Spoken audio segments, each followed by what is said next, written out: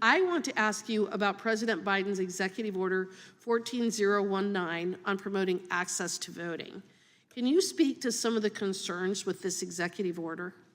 Absolutely. First of all, I believe that it's unconstitutional. But having said that, why is it that the Biden administration has absolutely resisted every effort to turn over any of the plans by any of the agencies? The House Committee on Administration issued subpoenas in July to every cabinet secretary and have asking for the plans for implementing Executive Order 14019. And not a single agency plan has been turned over to the House Administration Committee.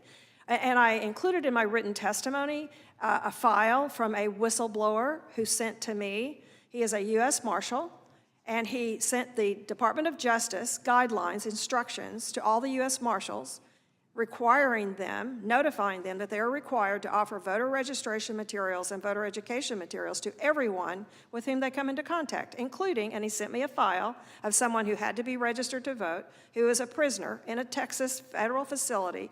He's imprisoned for violating federal law because he was deported and returned. He's a Mexican citizen.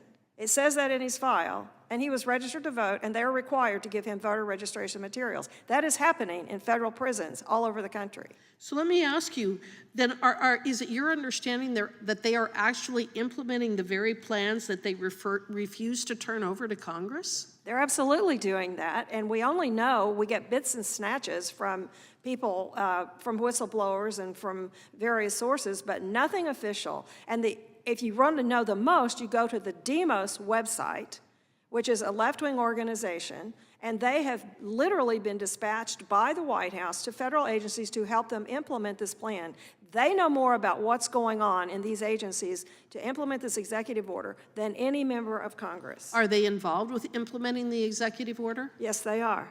And are they in compliance with FACA or the Federal Advisory Committee Act? No, they are not.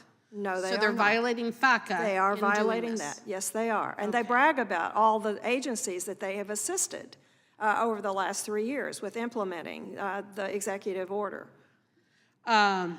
This executive order obviously involves these various federal agencies in the voting process. And besides the concern that these agencies do not have expertise in this area, should the American people be concerned that this will be administered by politically appointed officials of the Biden-Harris administration?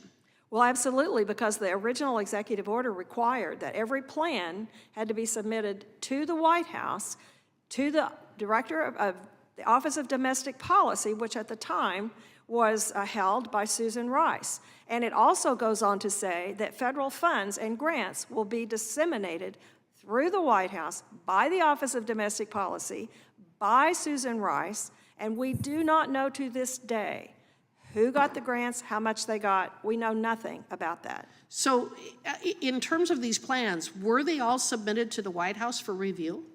We presume that they were, because they were directed to do that, but we don't know. And they're being implemented as we speak. They are being implemented. But we as Congress have not been able to get our hands on the documents. Not a single document. I guess I have a question. Why would they want to hide this information? That's a good question.